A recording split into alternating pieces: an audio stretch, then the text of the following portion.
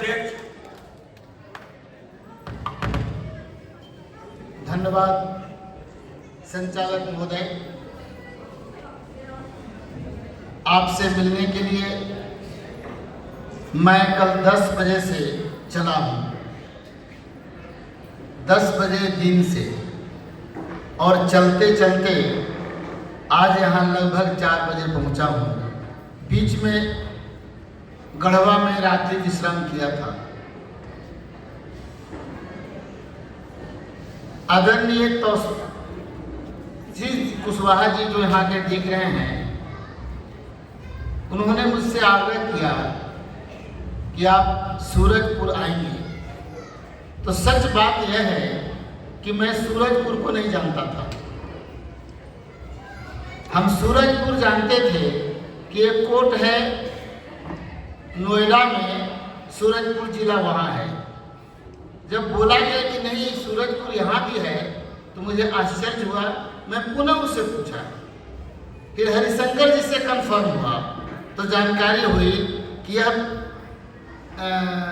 अंबिकापुर से कट करके यह जिला बना है।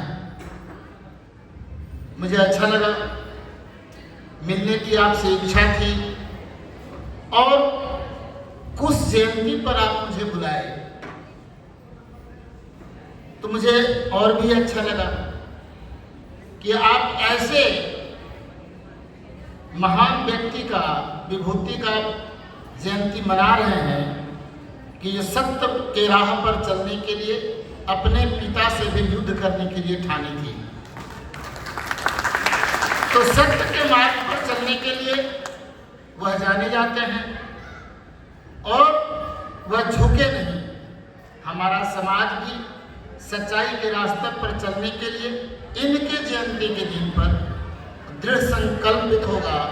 तो ऐसे लोगों के बीच मैं आकर अपने आप को धन्य समझ रहा हूँ।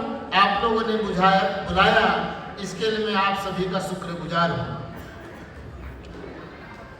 अखिल भारतीय कुशवाहा महासभा का मैं राष्ट्रीय अध्यक्ष हूँ, लेकिन राष्ट्रीय अध्यक्ष होने के साथ साथ हम आपके भाई हैं, हम आपके चाचा हैं, हम आपके बेटा हैं, हम आपके भतीजा हैं। इसलिए इस रिश्ते के नाते, हम राष्ट्रीय अध्यक्ष के नाते नहीं, एक खून के भाई के रिश्ते के नाते आप सभी के बीच उपस्थित हुआ हूँ और आप सभी को अभिनंदन करता हूँ, नमस्ते करता हूँ।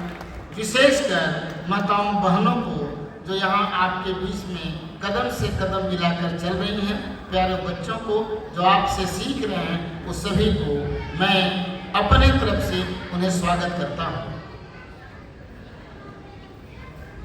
साथियों, अखिल भारतीय कुशवाहा महासभा 1911 से है, अंग्रेज के शासन काल से, और यह संगठित करने का कोशिश किया। समय काल परिस्थिति के अनुसार इसके कार्यक्रमों में परिवर्तन होता रहा है। बहुत से विचारों में बदलाव भी हुआ, कार्यक्रमों में बदलाव हुआ, उद्देश्यों में बदलाव हुआ। लेकिन वर्तमान परिस्थिति में जब देश करवट ले रहा है, देश एक परिवर्तन की दिशा में जब करवट ले रहा है, ऐसे स्थिति में कुशवाहा समाज का क्या दायित्व है? कुशवाहा समाज ऐसे समय में अपनी पहचान कैसे बनाए रखेगा, यह सोचने का विषय है। कुशवाहा समाज कैसे इस भयंकर उठापोह में, जहां आर्थिक लड़ाई चल रही हो, राजनीतिक लड़ाई चल रही हो, सामाजिक लड़ाई चल रही हो, ऐसे स्थिति में हम अपना अस्तित्व अपने परिवार के साथ, अपने बच्चों के साथ, युवाओं के साथ कैसे बरकरार रख सकते हैं।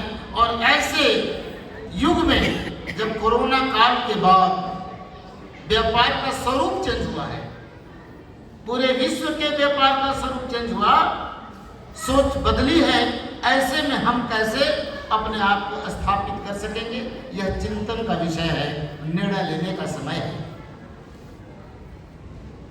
ऐसे हालात में आप सभी ने मुझे दोबारा राष्ट्रीय अध्यक्ष किया और मैं निर्वहन कर रहा हूं।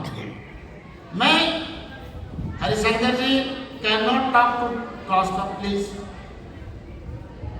कृपया अगल बगल में बात करेंगे तो मेरी बात अधूरी रह जाएगी, प्लीज। मैं यह कहना चाहता हूं कि इन परिस्थितियों में जब हम लोग संघर्ष काल से गुजर रहे हैं, हमारे पास कहते हैं कि 10 से 11% लोग हैं, 12% लोग देश में हैं, तो क्या देश का पैसा 12% हमारे पास आता है? नहीं आता। जब भारत का पर कैपिटा प्रति व्यक्ति प्रति वर्ष 1,30,000 रुपया आमदनी भारत सरकार दिखाता है, तो क्या हमारे लोगों के बीच में 1,30,000 रुपया प्रत्येक व्यक्ति के घर में आता है? प्रत्येक व्यक्ति, एक घर में 5 है तो उसके अनुसार से उसको 6,20,000 रुपया आना चाहिए। क्या आता है? नहीं आता। तो पैसा कहाँ जाता? अभी मैं बजट देख रहा था, कृषि का बजट 70% लोग कृषि पेशा से जुड़े हुए हैं भारत में, जिसमें 98% कम से कम कुशवाहा समाज के लोग कृषि पर आधारित हैं। उसके लिए पहले 5 से 7% आवाज अच्छी आ रही है, 5 से 7% भारत के बजट का 70% लोगों के लिए बजट की व्यवस्था होती थी। अब भी उसको भी घटा दिया गया है। देश कहां जा रहा है? किसान का बेटा टमाटर बैगन बिक्री करके, धान चावल बिक्री करके, फूल और फल बिक्री करके वह मतलब 12 लाख 22 लाख 30 लाख रुपया IIM में, IIT में या मेडिकल की पढ़ाई में नहीं पढ़ा सकता। तो क्या किसान के बेटे को पढ़ने से वंचित नहीं रखने की कोशिश हो रही है? क्या किसान के बच्चे को उच्च शिक्षा मिल सकता है, अच्छी शिक्षा मिल सकती है? आप सबको जानते हैं आज पढ़ाई काफी महंगी होती चली जा रही है। सरकारी स्कूल जिसका स्टैंडर्ड आप सभी जानते हैं, और जो प्राइवेट स्कूल है उसकी महंगी शिक्षा। आप हमारे बच्चे कहाँ जा रहे हैं? किसान के बच्चे कहाँ जा रहे हैं? अब कौन सी व्यवस्था भारत में करने जा रहे हैं? क्या हालात है हमारे बच्चों का? यह समस्याएं भारत में है और हम सभी समस्याओं से जूझ रहे हैं। इस सारे समस्याओं का निजात हम लोगों को चाहिए, तो कैसे होगा? हम अगर सरकार पर निर्भर रहेंगे तो सरकार करती क्या है? सरकार तो MLA बनाती है, MP बनाती है, और ऐसे लोगों को MLA MP बनाकर सदन में बुलाती है जो उसके कहने से सिर्फ हाथ उठाए, यस मैन बुलाता है। जो नेता है, जो बोल सकता है, उसको नहीं बुलाती। कोई जो नेता है, नेतृत्व करता है, परिवर्तन की बात करता है, उस व्यक्ति को किसी दल ने टिकट नहीं दिया। अंबेडकर जैसा महान व्यक्ति को भी यह भारत की जनता ने हराया है। यह है भारत के लोग, जिसने भारत के निर्माण के लिए सारा योजना, दिमाग, समय लगा दिया, उनको भी हरा दिया। इसलिए आपका दोस्त बहुत कम लोग हैं, आपका सहयोगी बहुत कम है। आपको अपनी ही योजना बनानी है और अपनी कुशलता से आपको आगे बढ़ना है, तभी आप आगे बढ़ सकेंगे इस स्वार्थी दुनिया में, इस भारतीय लोकतंत्र की व्यवस्था में। इसलिए कुछ बातें मैं रखना चाहता हूं। मुझे भाषण देने नहीं आता, मैं भाषण देता भी नहीं, सीधे से संवाद करता हूं आपसे और अपने से। कुशवाहा बिरादरी, इससे समझिए कि कुशवाहा हम हुए कैसे। कुश के चलते हम कुशवाहा नहीं है, बल्कि कुशवाहा है क स म ह य, सारे एक एक वर्ड लिया गया है कुशवाहा से, सैनी से, मरार से, महतो से, दांगी से, इस सारे से एक एक वर्ड लिया गया और तब बना कुशवाहा महासभा। और जब से बना है मैं नहीं समझता हूं कि 1919 के पहले कुशवाहा शब्द कोई लगाता था, कोई नहीं लगाता था। यस, आगरा के पंचायत में हुआ और वहां कुशवाहा शब्द की उत्पत्ति हुई और हम लोग सब लिखना शुरू कर दिए। ये अच्छी बात है। तो इसके अंदर में कौन लोग आते हैं? इसमें आसाम से कलिता समाज आता है, तमिलनाडु से, कर्नाटका से वहाँ रेड्डी समाज है और संगम समाज आता है, अग्निकुला छत्री आता है, बनीकुला छत्री आता है, सैनी आता है, मौर्य आता है, शाक्य आता है। ऐसे 70 उपजातियां अखिल भारतीय कुशवाहा महासभा के साथ मिलकर यह बनाया गया है। यह ग्रुप है, 70 जातियों का यह प्रतिनिधि करता है अखिल भारतीय कुशवाहा महासभा। इसको पहले दिमाग में स्पष्ट हो जाइए कि अखिल भारतीय कुशवाहा महासभा क्या है। ये एक जाति का संगठन नहीं है, 70 जातियों का प्रतिनिधित्व है, यह करता है। अब महान अभी अशोक सम्राट का नाम लिया गया, चंद्रगुप्त मौर्य का नाम लिया गया, बृहद जी का नाम लिया गया। उन लोगों ने अखंड भारत का निर्माण किया। अफगानिस्तान, कहाँ ईरान, म्यांमार, तिब्बत, श्रीलंका, सारे जगहों पर महान सम्राट अशोक ने भारत का भूगोल बदल दिया और क्षेत्र का विस्तार किया। आप और हम उनके वंशज हैं, तो क्या हम समाज का विस्तार नहीं कर सकते? हम लोग समाज का विस्तार करें और यह 70 जातियों का यह संगठन है, तो 70 जातियों को जोड़ दें, समाज का विस्तार हो जाएगा और एक बृहद समाज बन जाएगा। तो मैं निकला हूं समाज के विस्तार करने के लिए। अगर महान सम्राट अशोक क्षेत्र का विकास किए हैं, तो हम अपने टीम के साथ, हमारे टीम में है आदरणीय हरिशंकर जी, टीम में है आदरणीय अवधेश कुशवाहा जी, टीम में है भरत महतो जी, टीम में बहुत लोग साथी हैं। और जहां मैं चलता हूं वहां 5-10 हमारे पदाधिकारी जरूर आते हैं। और आज तो मैं आमंत्रण दे रहा हूं तौसीफ जी का और यहाँ के नौजवान साथियों का कि आप भी अखिल भारतीय कुशवाहा महासभा की टीम में शामिल हो और समाज के विस्तार में आगे आओ। हम लोग योजनाएं कुछ बना रहे हैं। अभी हम लोगों ने दिल्ली में कोचिंग सेंटर खोला है। अगर जो बच्चा सिविल सर्विसेज का कोचिंग करना चाहते हैं दिल्ली में, तो आप वहां कोचिंग निःशुल्क कर सकते हैं। आपको रहने और खाने की अपनी व्यवस्था करनी है, लेकिन पढ़ाई जो दूसरे लोगों को 1.5 लाख रुपया लगता है वो आपको फ्री होगा। तो हम लोगों ने यह व्यवस्था की है जो दिल्ली में रह करके पढ़ना चाहते हैं।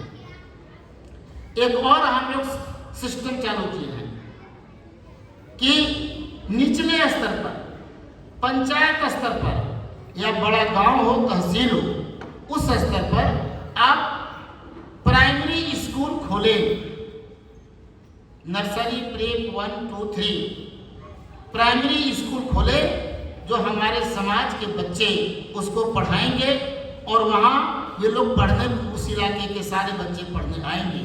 उससे नौजवानों को रोजगार भी मिलेगा और उस स्कूल में जहाँ आप चलाएंगे, भाड़ा में लेकर के चलाएंगे या कैसे भी चलाएंगे, वहाँ आप दिन में तो बच्चों को पढ़ाइए और रात में वह नौजवानों को शिक्षित कीजिए कि सरकार, चाहे राज्य सरकार हो या केंद्र की सरकार हो, वहाँ महिलाओं के लिए, नौजवानों के लिए, किसानों के लिए कौन कौन सी योजनाएं दे रही है सरकार, उसे प्रशिक्षित कीजिए और उसे सहयोग करिए। यह मैं आप सभी से आग्रह करता हूँ कि आप अपने इलाके में क्लास 3 तक कम से कम स्कूल खोलने की शुरुआत करें, 1, 2, 3, ताकि आप में जागृति आए, नौजवानों को रोजगार मिले। नेक्स्ट बात कह रहा हूं, आप आर्थिक उन्नति के लिए एक क्लब बनाएं, संगठन खड़ा करें, just like credit cooperative society. आप जोड़िए, पूरे जिला या संभाग मिला करके एक क्रेडिट कोऑपरेटिव सोसाइटी चलाइए, ताकि सारे लोग उसमें 100 रुपया या 200 रुपया जो निर्धारित आप लोग करें वह जमा करें, और उनको जब पैसे की जरूरत हो सदस्यों को, तो आप उनको मिनिमम इंटरेस्ट पर, मतलब आधा % पर, 0.25% पर आप उसको पैसा दे सकें। एक वक्त आएगा, अगर अभी आप शुरू करें, लेकिन 5-7 साल के बाद, 10 साल के बाद आपका यह क्रेडिट कोऑपरेटिव सोसाइटी बैंक से कंपटीशन करेगा, और आने वालों दिनों में यह बैंक बन जाएगा। RBI के गाइडलाइन पर आप आगे बढ़कर के बहुत आगे कर सकेंगे। आप उस पैसे से बच्चों को शिक्षित करिए, उस पैसे से किसी का इमरजेंसी हॉस्पिटलिटी होती है उसको आप देखिए, शादी विवाह में कोई दिक्कत होती है तो उसको देखिए, जो तत्काल रुपए की जरूरत होती है, तो आप तत्काल समाज के पास पैसा होगा और वह मदद कर सकेगा। इसलिए मैं आग्रह करूंगा नौजवान साथियों से कि आप यह रचनात्मक काम करें और क्रेडिट कोऑपरेटिव सोसाइटी का गठन करें। नेक्स्ट मैं आपको कहना चाहता हूं कि आप युवक युवती परिचय सम्मेलन आप कराएं। विवाह योग जितने लड़के और लड़कियां हैं उसको आप एक जगह इकट्ठा करें और इंट्रोडक्शन दें। नहीं पता चलता है कि हरिशंकर जी के घर में विवाह योग लड़का है और कैसी लड़की है, तो जब स्टेज पर आकर अपना वह इंट्रोडक्शन दोनों देंगे, अलग अलग समय में लड़कियां भी देंगी और उपस्थित होकर लड़के भी देंगे, तो सामने बैठने वाले देखेंगे कि मेरे बेटे का योग्य कौन है, कैसी शिक्षा है, और लड़की का योग्य कौन है, कैसी शिक्षा है। इसलिए आप मध्य प्रदेश में बहुत जगहों पर युवक युवती सम्मेलन हो रहा है। आज भी ग्वालियर में कार्यक्रम चल रहा है जहां मुझे जाना था, लेकिन मैं नहीं जा पाया क्योंकि आपसे हमको मिलना था, मैं वहां नहीं पहुंचा। तो मैं चाहता हूं कि यह रचनात्मक कार्य आप लोग करें, ताकि ज्यादा से ज्यादा लोगों को सुटेबल रिश्ता मिल सके, योग्य रिश्ता मिल सके। और एक गार्जियन को, एक पेरेंट्स को सिर्फ 2 ही काम बच्चों के प्रति करना है, तीसरा कोई काम ही नहीं है। पहला काम है जितनी आपकी क्षमता है, जितनी आपको ताकत है, जो संसाधन है, उससे आप शिक्षा दीजिए। जितनी ताकत है, अगर नहीं है तो बैंक से लोन लेकर के शिक्षित करवाइए, शिक्षा दीजिए। और दूसरा है संस्कार दीजिए। यही 2 काम आपका है, तीसरा कोई काम नहीं है। संस्कारित बच्चे होंगे, आपको आदर होगा। मैं एक सुझाव और देना चाहता हूं, आग्रह और विनम्रता पूर्वक मैं निवेदन करना चाहता हूं कि आप अपने पिता के संपत्ति में कभी बंटवारा नहीं करें, कभी बंटवारा नहीं करें। अगर बहुत जरूरी है, घर में जगह नहीं है, बहुत परेशानी है, तब दादा के संपत्ति में अगर बंटवारा करना है तो करें, लेकिन पिता से कभी बंटवारा न करें। ये मेरा आग्रह आपसे है। मैं एकल परिवार में, न्यूक्लियर परिवार का पक्षधर नहीं हूं। मैं चाहता हूं कि संयुक्त परिवार हो, और जो परिवार संयुक्त परिवार रहा है उस परिवार की विकास की गति बढ़ी है। मैं आप सभी से इस पर भी निवेदन करना चाहता हूं, माताओं बहनों से निवेदन करना चाहता हूं कि आप लोग इस पर गंभीरता से विचार करें।